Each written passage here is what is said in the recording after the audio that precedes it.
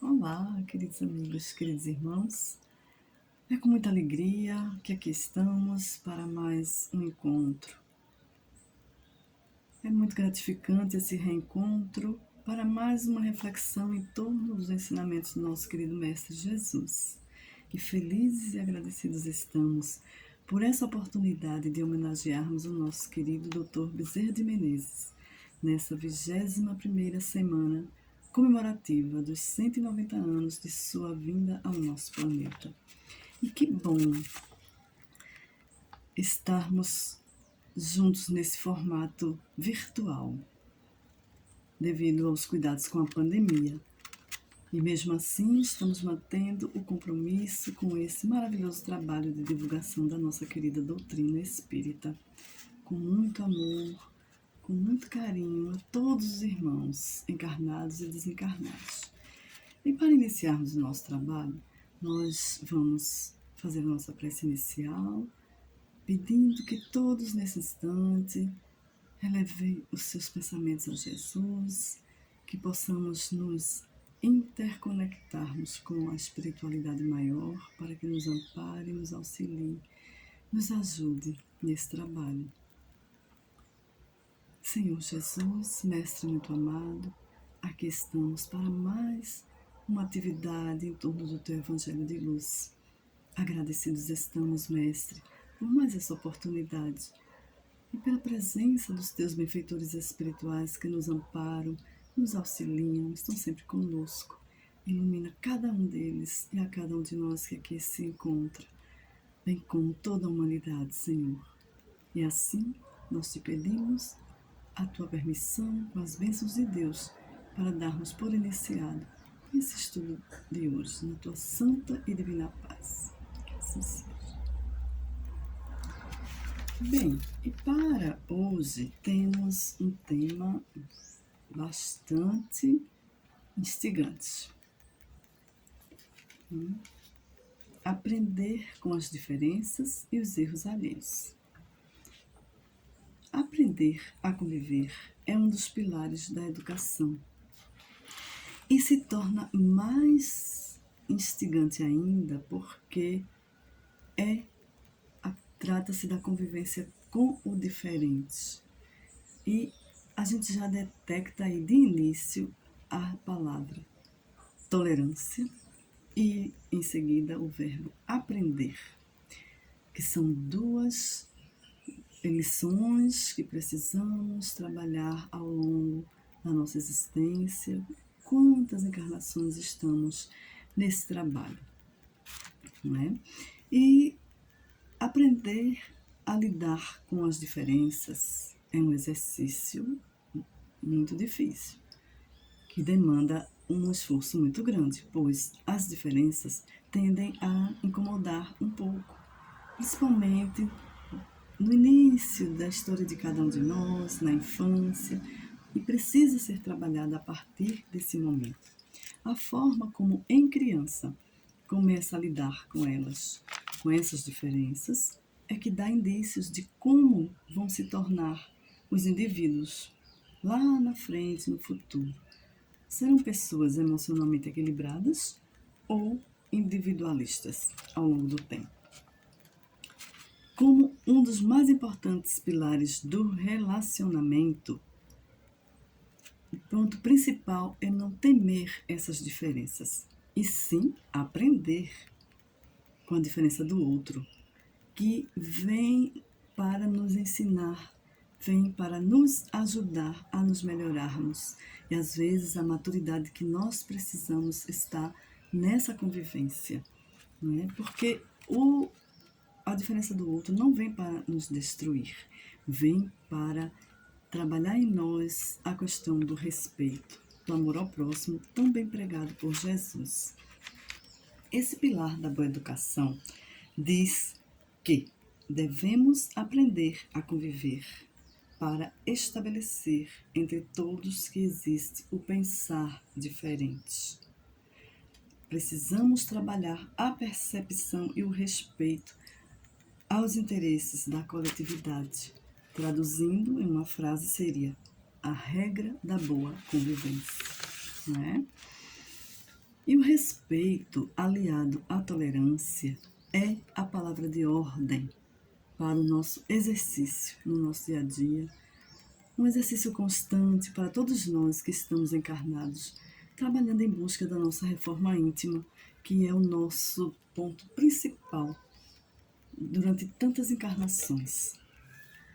E graças a Deus estamos aqui mais uma vez nessa tentativa.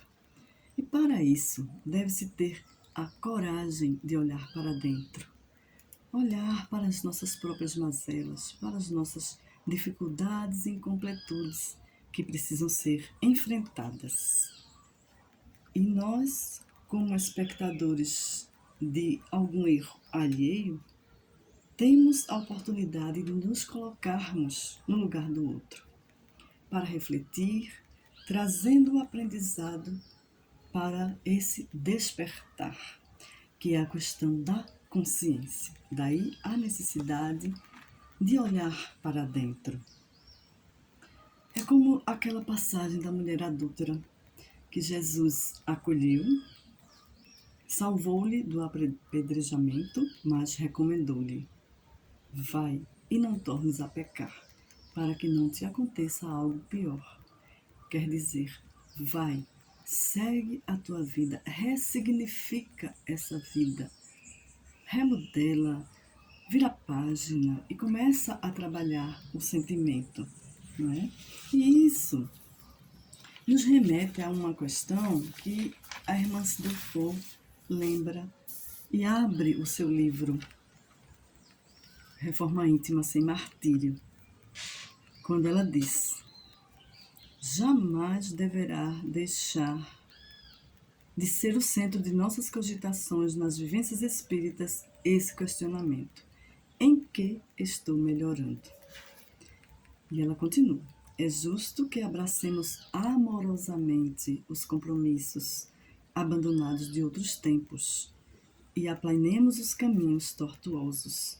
E quantas vezes nesses caminhos, infelizmente, nós mesmos retardamos um pouco a nossa evolução, por nos deixarmos envolver em situações onde por vezes discriminamos alguém, fizemos alguns julgamentos ou tivemos algumas atitudes infelizes próprias do estágio evolutivo em construção. Então, por isso que ela diz que precisamos abraçar amorosamente essa sombra que ainda teima em persistir. E a gente está tendo novas oportunidades para eliminar essas sombras. E segundo a irmã Dufour, para termos noções claras sobre as conquistas interiores, é importante a motivação para darmos continuidade à luta pela renovação, pela nossa reforma íntima. E é como diz um certo trocadilho que eu vi em uma live há poucos dias, que diz assim: tem que ter força de vontade, mas tem que ter vontade de fazer força. Isso significa que nossas conquistas não podem ser edificadas na calmaria. E forçoso se faz que comecemos a realmente olhar para dentro, avaliando o que já conquistamos e comemorando também cada conquista, para trabalharmos assim a nossa autoestima, como nos disse Jesus: ama ao próximo como a ti mesmo. Então precisamos amar primeiramente a nós, em seguida amar o outro, que aí estamos realmente capacitados para fazê-lo. Aí vem uma questão: será que já conquistamos alguma virtude que já podemos configurar como aprendizado? Uma das grandes oportunidades desse aprendizado é justamente o convívio com as diferenças e os erros alheios, que é esse tema riquíssimo para hoje. E ele nos levanta mais um questionamento: como lidar com os erros dos outros? E como os outros lidam com nossos erros? Realmente não é uma tarefa fácil. E os psicólogos são unânimes em dizer que apontar erros alheios é um sinal de um conteúdo interno, porque se não fosse, não irritaria tanto e nem nos incomodaria.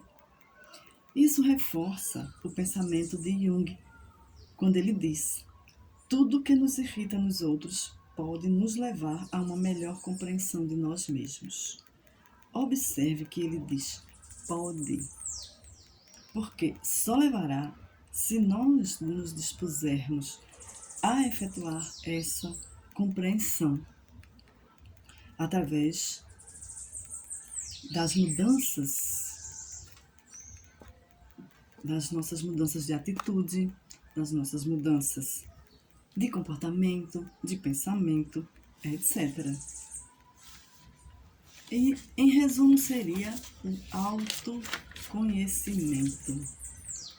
Em poucas palavras, diríamos assim, que é tão importante para nós efetuarmos, como nos diz Joana de Ângeles, como nos diz Santo Agostinho, que a gente vai ver mais adiante. Portanto, a regra de ouro dos relacionamentos é simplesmente evitar apontar o erro. E, somado à tolerância, aí temos a receita infalível para qualquer relacionamento. E como nos diz até o Rossandro Klinger, porque todos nós somos passíveis de errar. E através do erro é que nós aprendemos com o outro, aprendemos a olhar para dentro, porque se eu vejo o erro no outro, ali tem um componente meu, como o Jung diz aqui. É a nossa sombra projetada no outro, quando a gente detecta algo em alguém, alguma falha.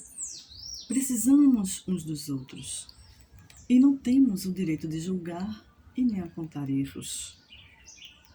Até porque quem teria evolução que poderia fazer isso, simplesmente não faz, exatamente porque já galgou um patamar evolutivo que já olha com mais compreensão, com mais amorosidade.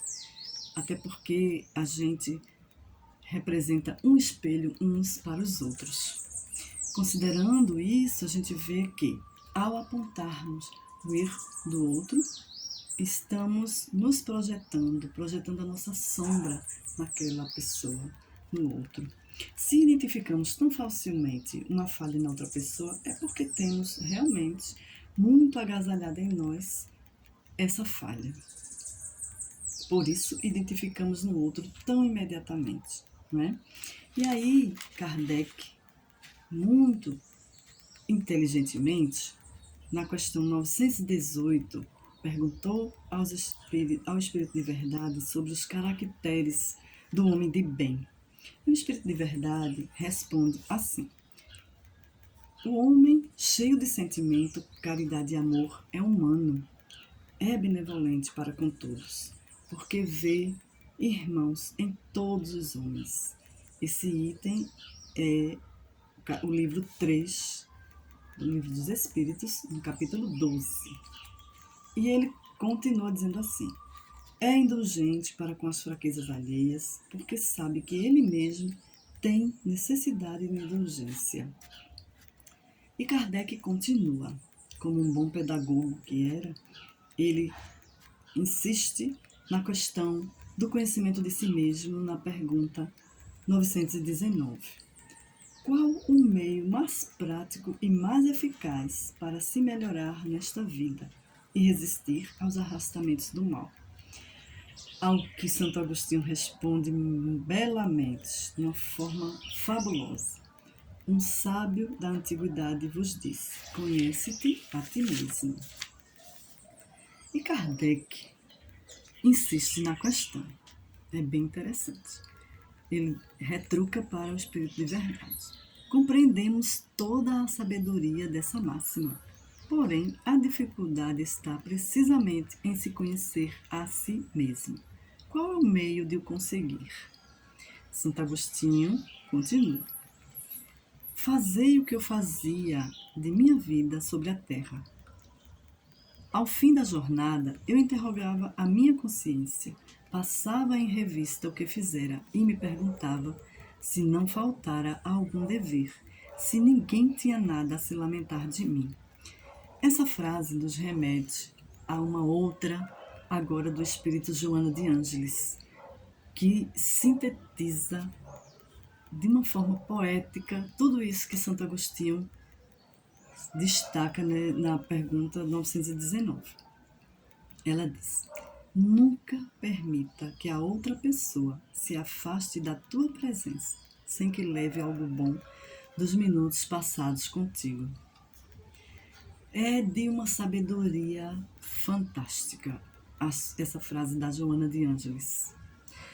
Que convite, que coisa linda em torno da gentileza, do amor fraterno, da compreensão e o entendimento do outro.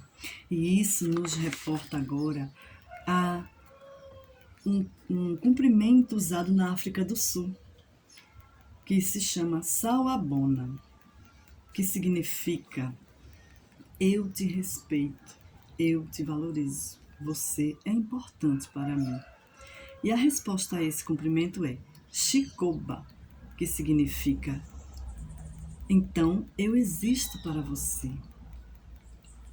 É de uma beleza extraordinária esse pensamento, esse cumprimento, mostrando como é importante a questão da gentileza, do acolhimento ao outro. Então, havia uma tribo africana que tinha um costume muito bonito.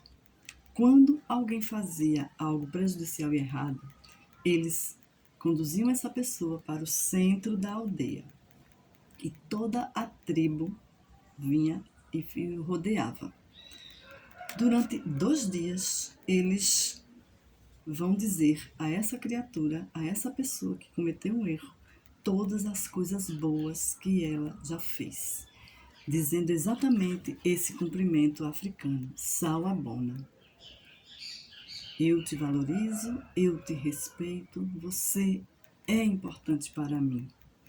Já imaginou a pessoa ficar 2 dias ouvindo esse cumprimento, esse acolhimento e refletindo nas coisas boas que já fez até então? A tribo fazia isso, essa tribo tem esse comportamento porque acredita que cada ser humano vem ao mundo como um ser bom. Cada um de nós desejando segurança, amor, paz, felicidade, sucesso, muitas vezes se perde no caminho. E nessa busca, as pessoas cometem erros. A comunidade enxerga aqueles erros como um grito de socorro. Então eles se unem para reerguê-lo, para reconectá-lo na sua verdadeira natureza, que é de ser uma pessoa de boa índole, um ser bom. É muito lindo a gente ver um comportamento desse, quando realmente precisamos, no nosso dia a dia, exatamente de atitudes acolhedoras, né? Então, eles fazem todo esse trabalho para lembrar àquela pessoa quem ele realmente é. E apenas tinha se desconectado da sua natureza, temporariamente, para, enfim, no final da sua reflexão, ele redescobrir que ele é bom, é uma pessoa boa. Que esta lição é o que mais nos chama a atenção para as lições do nosso querido Mestre Jesus. E veja o quanto essa tribo avança em sentimentos de respeito, de acolhimento, de atenção, de cuidados, porque só em ouvir essa frase: eu te respeito, eu te valorizo, você é importante para mim, faz a pessoa olhar para dentro de si e não se recriminar, porque o que mais se faz é justamente apontar o dedo e mostrar a falha. Mas e o que aquela pessoa já fez em toda a sua trajetória anterior. É o que conta, não é? Um deslize precisa ser visto com muito carinho, porque alguma coisa está por trás daquilo ali. Como eles dizem, acredita que ali existe um grito de socorro, é um pedido de ajuda.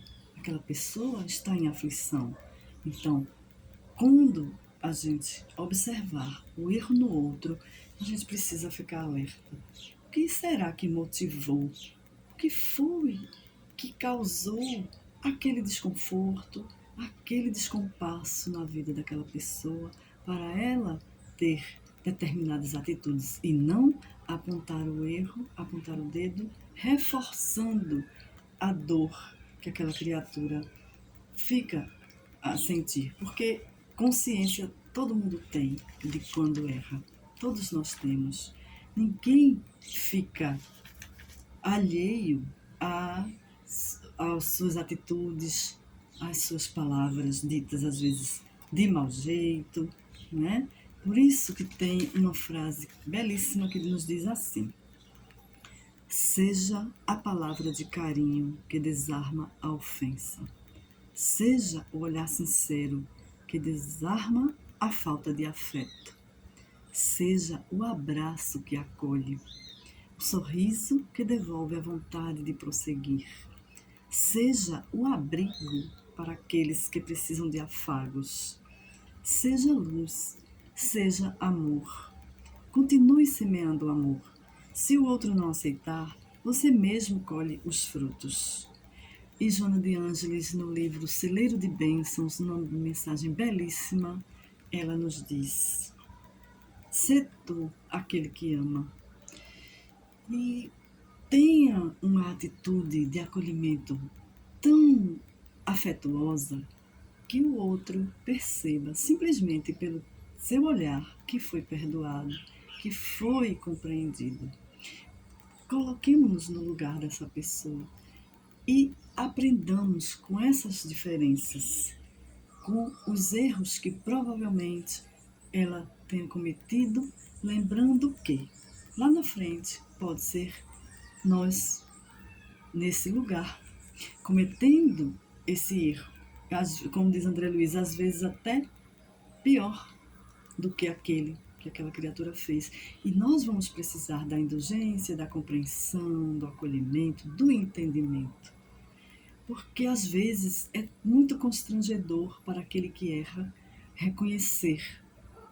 Aí ele vem até nós, você percebe, cabisbaixo, sofrido, querendo retomar a amizade, o clima que volte a ser de afetuosidade, e às vezes a gente coloca um distanciamento, não é?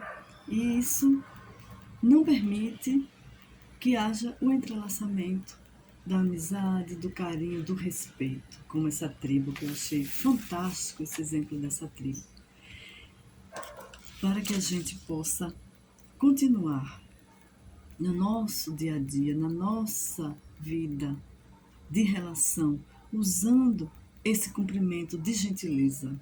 Como utilizamos aqui, gentileza gera gentileza.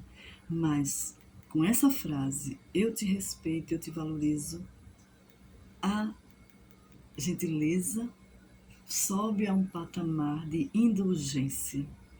Indulgência para com os outros, para com os nossos próprios erros. E sabendo que nós precisamos da compreensão do outro. E se não errarmos, também não aprendemos. Né? Aprendemos com os erros do outro para aproveitar, para refletir. Né? Abrir os nossos olhos, o nosso pensamento, as nossas intenções no nosso dia a dia.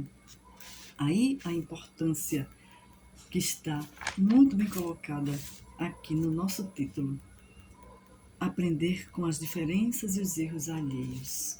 Quantas lições podemos tirar de cada diferença que o outro nos apresenta, né?